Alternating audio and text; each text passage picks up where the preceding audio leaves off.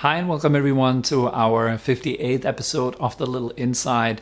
As usual, my name is still Tobi, and this week I'm going to talk a little bit about the power of calmness. So let's get started right after the intro.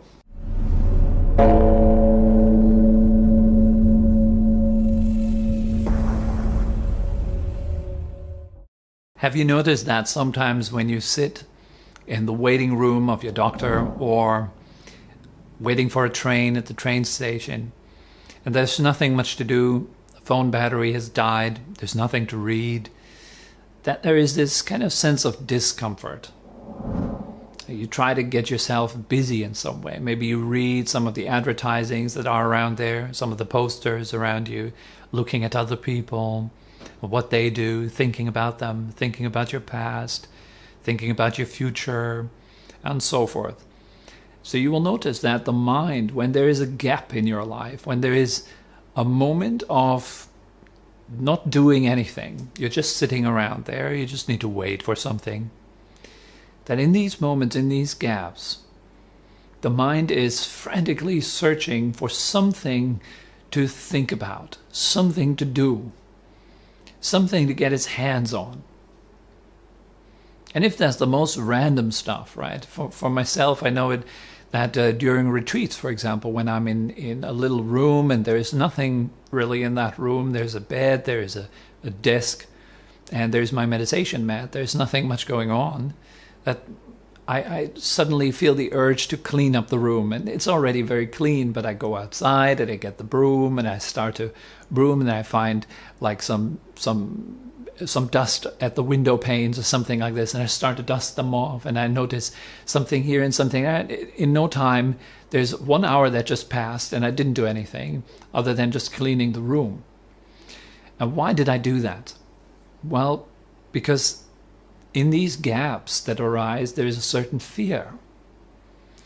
And that fear that arises because we have all been raised, or most people in this world have been raised to be, 1, productive, and 2, good consumers. So we are raised to be both good producers and good consumers. And in these gaps where there is nothing to do, nothing to produce, or nothing to consume, we start to become really uncomfortable. And then we can see that why the mind is actually going into any type of artificial production inside. It starts to produce random thoughts about the future, or we start to become busy with things that are absolutely pointless, meaningless, but still at least it's just something to be busy about, you know. This is because we fear the absence of producing and consuming. Because then we're just left with ourselves. We're just left with our own discomfort. And then if you see that many, many times, then you will notice that this fear or this discomfort that we all carry inside, this is at the root of all our doing. It's at the root of all our activities. Constantly trying to get somewhere, constantly trying to become a different type of someone. So this is why we are all so busy. It comes from a sense of dissatisfaction, a sense of fear that is inside, the self, the sense of me or mine. It doesn't want to die.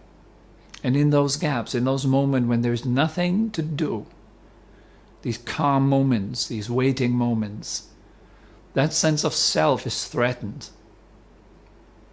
Then who am I if I have nothing to do? You might know that from yourself as well. Maybe you've been on a holiday and 2 weeks have passed and you still have 2 weeks to go. Maybe it's a month of holiday or 2 weeks of holiday and you're in your first week. And you notice this sense of, oh, I'm feeling so unproductive. I'm not doing anything constructive here. I'm not being constructive. I'm just sitting around on the beach. I need to do something. Maybe I should check my emails. Maybe I should just contact my boss and see if there's some work to be done. So that's that. That's a sense of you're coming back to yourself. Actually, this is an opportunity. But for most people, these gaps are quickly filled with some random activity that we create. So whenever we are excited, when there is something to be done, when there is some future to look forward to or some past to look back upon to, then the sense of self feels nourished, it feels alive, it feels well. Here I am and here's my direction. At least I know where I'm going, I know what I want, and we feel safe and secure in that sense of self. And it's this excitement, it's this doing, this constant stimulating our sense of self that keeps us in a way shielded, or it keeps us not shielded, you cannot say that, but it kind of helps us to look away from our basic discomfort, which is at the root of that sense of self. It's the very reason why that sense of self needs to do so many things, because it doesn't feel good. It doesn't feel good in itself. As soon as you rest, there's no more activities, then there is just that sense of self, left without activities, left without direction, aimless, just floating in the present moment. And it threatens that sense of self. It threatens it. It is about to die. It's about to become pointless and meaningless. In just being here, there's nowhere to get to. There's just aliveness in this very moment. And that is a very beautiful thing in itself, not, however, for the self, for the me that wants to stay alive. It doesn't want to surrender to something greater, something more powerful, the underlying sense of presence, of being, of beingness. So it's all this activity that also drains our energy. We're losing a lot of energy, constantly spending energy to mentally get somewhere, or to just the split, the split between body and mind. You see, the body is sitting right here in the room, but the mind is busy with planning tomorrow, or thinking about what happened yesterday.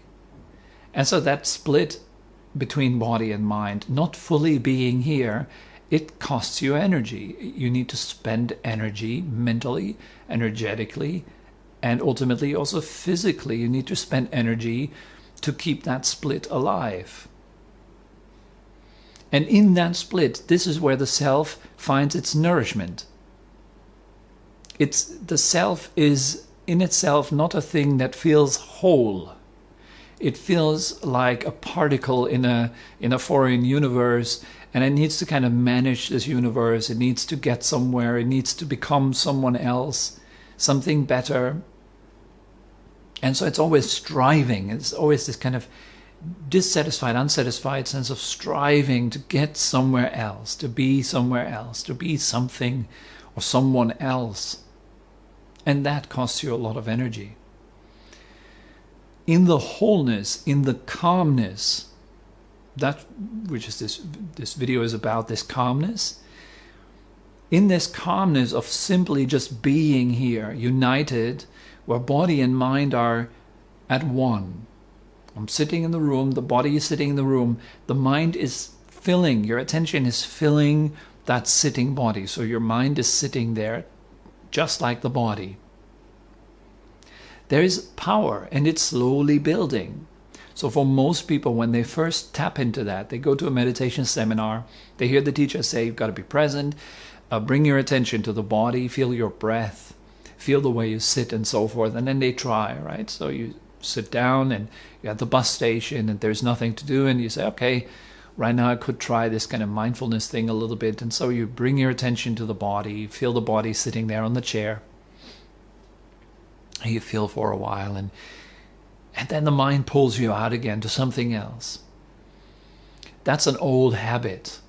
And now you try to establish a new habit. The habit to be here, to pay attention to what is, rather than mentally wandering off, going somewhere else. So you're introducing the habit of calmness into your life, the habit of rest. And that takes... It takes, how do you say it? I don't know the English word. You got to be daring somehow to go there, because that's where all the future plans, all the past constructions, of your identity of yourself collapse. You're now just sitting here. So it can be, in the beginning particularly, very confronting to some people to just let go of the future and let go of the past. Just be there in the waiting room, not anticipating anything, not thinking about what the doctor might be saying and what you are going to do if the insurance will not pay, what you are going to do after visiting the doctor and so forth. But just to really dare to just be there, to surrender, to not let go into the fear of trying to figure out how it will all work out, but to trust in the way it is working out right now, and then to surrender into this calmness. That is a very, very powerful practice. And it brings back tons and tons of energy that are usually just spent on worrying, anticipating, guesswork in our mind.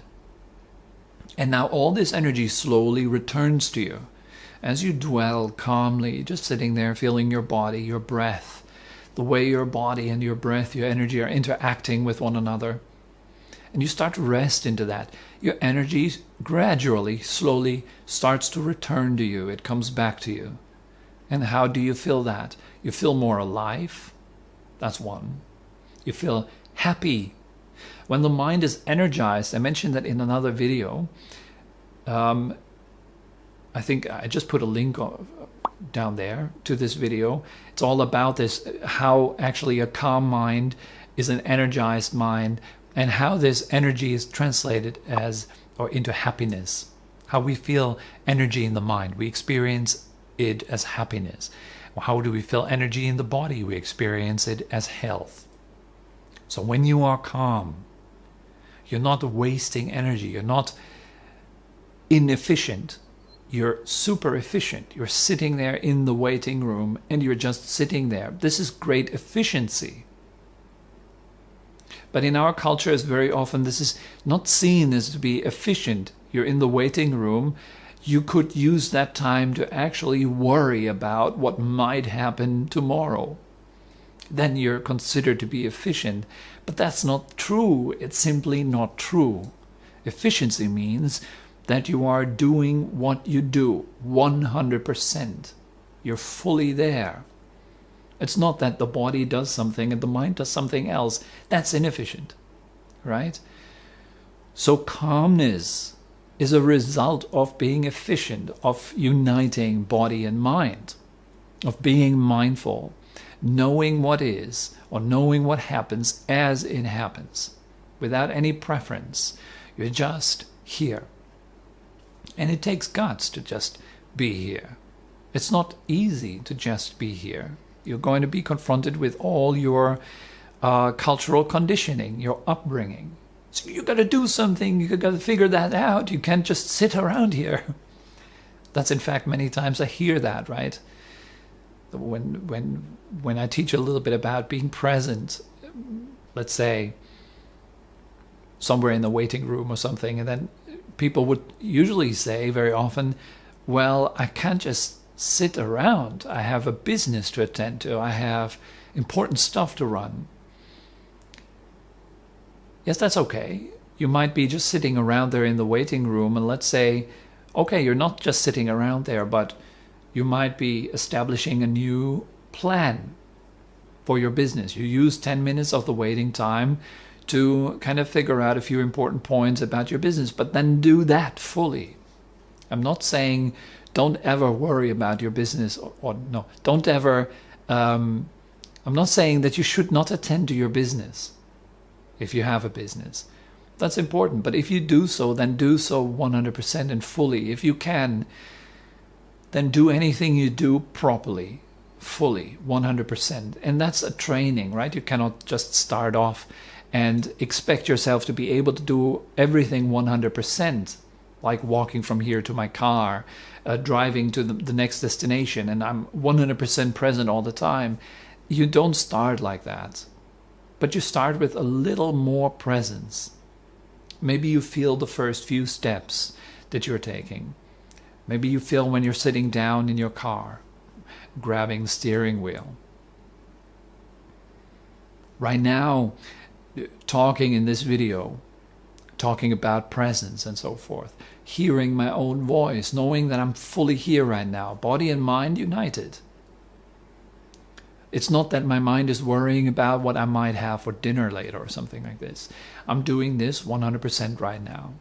So this is what we want to practice and cultivate and slowly, slowly strive to perfect, without having our mind wandering off on how this is going to be perfected.